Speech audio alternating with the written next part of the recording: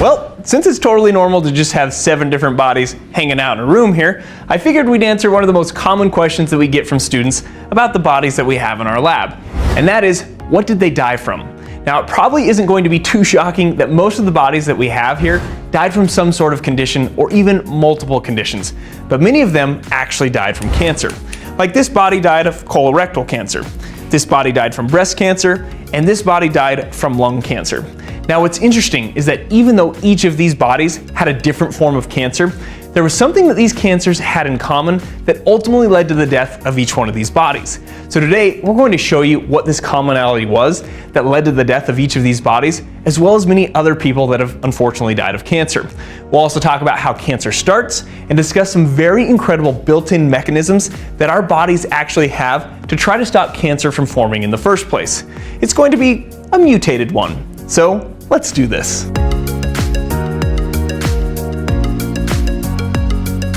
So before we go back to the specific bodies in the lab and show you what ultimately led to their death, let's start with understanding how cancer originates. Cancer is when abnormal cells grow out of control. And this starts when the DNA inside the cell kind of goes off script. The DNA contains the genes that essentially code for everything that the cell does, including some extremely important mechanisms that are important to understanding cancer. And that is when the cell should divide, and when necessary, undergo apoptosis, which is a form of controlled programmed cellular death.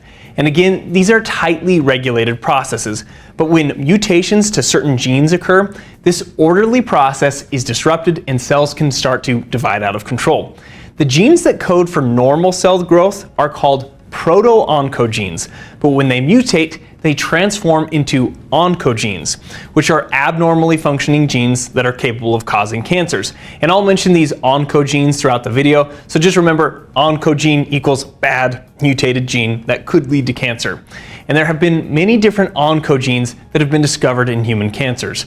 Another gene that is worth mentioning are anti-oncogenes, also known as tumor suppressor genes, which you could think of as protective genes because, as the name implies, they suppress the activation of those cancer-causing oncogenes. Now, here is something that is very interesting. You have likely had mutant cells develop in your body. So why haven't you developed cancer? Well, only a minute fraction of cells that mutate ever lead to cancer. And there are several reasons for this. First, most mutated cells don't have what it takes to survive. They have less survival capabilities than normal cells, and they simply just die off. Second, the built-in controls remain intact. Only a few of the mutated cells that survive ever become cancerous, because even most mutated cells retain their off switch, or their normal feedback controls that prevent excessive cell division. For example, maybe those anti-oncogenes or those tumor suppressor genes are still working properly and stop out of control cell division. Third, the immune system. Picture your white blood cells as vigilant bodyguards patrolling your body for anything that looks out of place.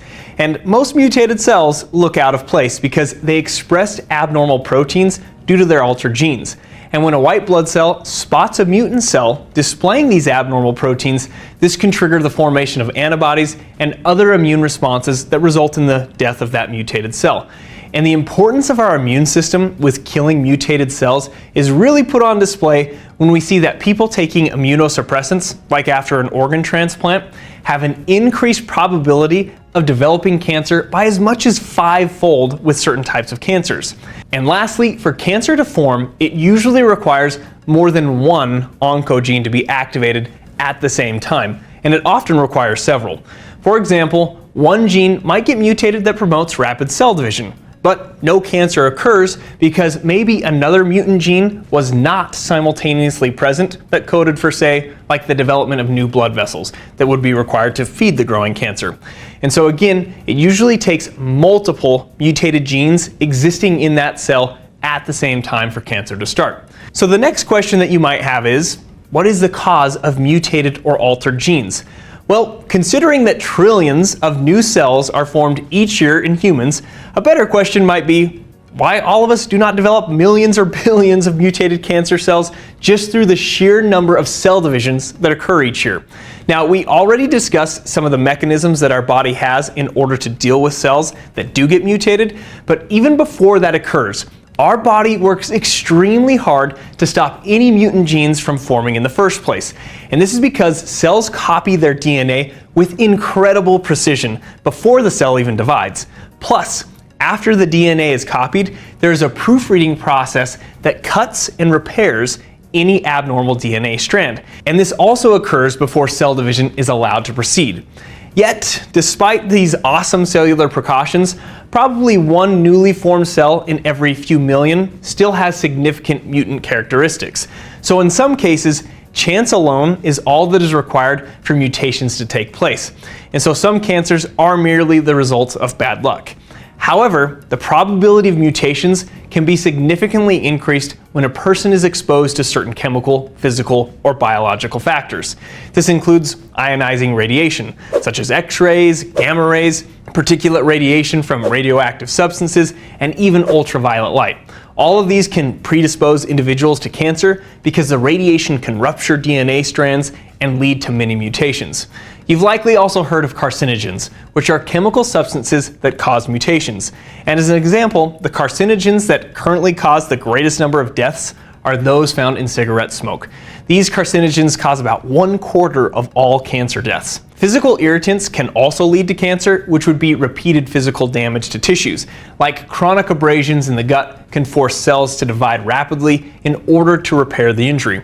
And the faster the division, the greater the risk of errors. Certain viruses can lead to cancer, and this is because the virus can insert its own genetic information into one of the cell's chromosomes, which would obviously lead to a mutation of the original cell's DNA.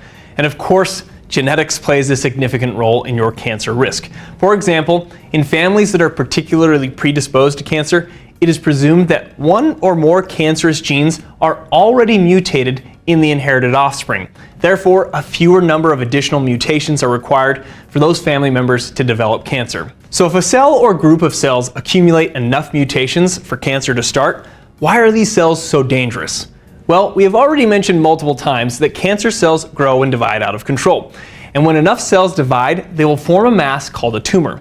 Now, this tumor can compress and potentially damage other structures, which can lead to pain and loss of function of those compressed or damaged structures. And you may have likely heard of tumors being classified as benign or malignant. Benign tumors tend to be encapsulated, which means it is less likely for those cells that make up that benign tumor to break away and spread to a different site. But that doesn't mean a benign tumor can't still cause some problems. If you have a benign tumor forming in the brain is housed within a skull, which doesn't allow for expansion. The brain can then get compressed, which will obviously lead to some major problems. But even still, malignant tumors are much more serious because these tumors are not encapsulated, which leads us to another reason why cancer cells are so dangerous, and that is when they spread. Cancer cells, especially those forming malignant tumors, tend to have additional mutations that cause the cells to lose their properties of adhesion. Often healthy cells tend to adhere very well to their surrounding structures, but cancer cells can lose these properties, making them much more likely to break away and enter the bloodstream or the lymphatic system, and now they could virtually go anywhere in the human body and start to grow at a different site. And spreading of cancer to a new site is known as metastasis. And once the cancer cells get to that new site, many cancers have mutations that cause the cancer cells to release angiogenic factors that cause many new blood vessels to grow into the cancer, thereby supplying the cancer cells with nutrients that supports their growth. And all of this finally brings us back to the bodies that we have here in the lab. This body didn't actually die of the colorectal cancer that was found in the colon and the rectum. This body died when those cancer cells moved from the colon and the rectum to the liver, to a much more vital organ. This body didn't die from the breast cancer and the tumors that were found in the breast tissue, but rather when those cancer cells moved from the breast and into the brain.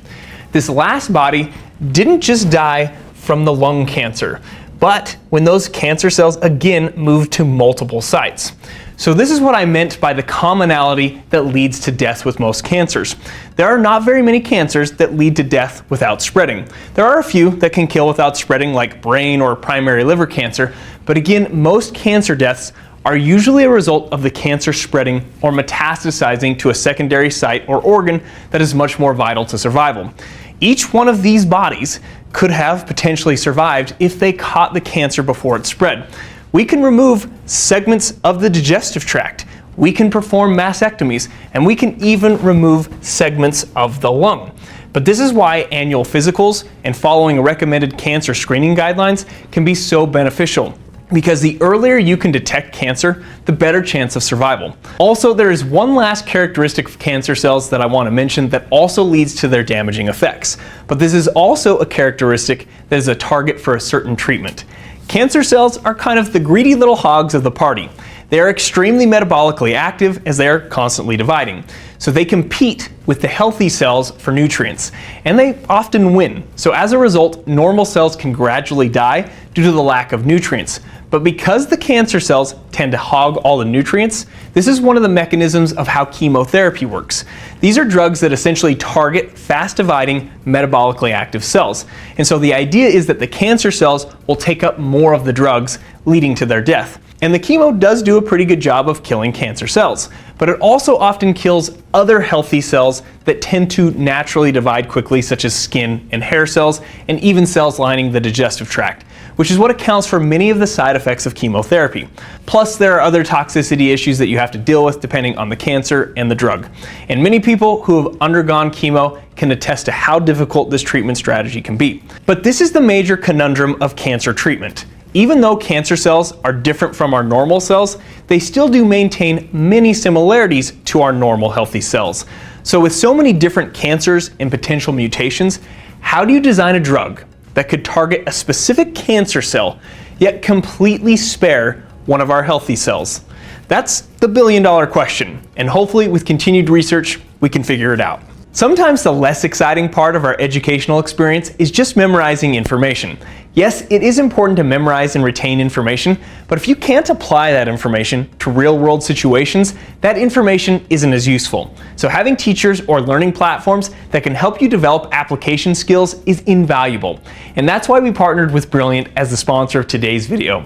Brilliant is an incredible way to take your learning to the next level, as Brilliant is an interactive online learning platform with thousands of lessons in math, science, data analysis, programming, and even AI. Brilliant's lessons are designed to be uniquely effective. Their first principles approach helps you build understanding from the ground up, creating a strong learning foundation that you can build upon. Each lesson is hands-on and interactive, letting you play with and explore concepts, all while helping you build those critical thinking and application skills through problem solving and not just blind memorization.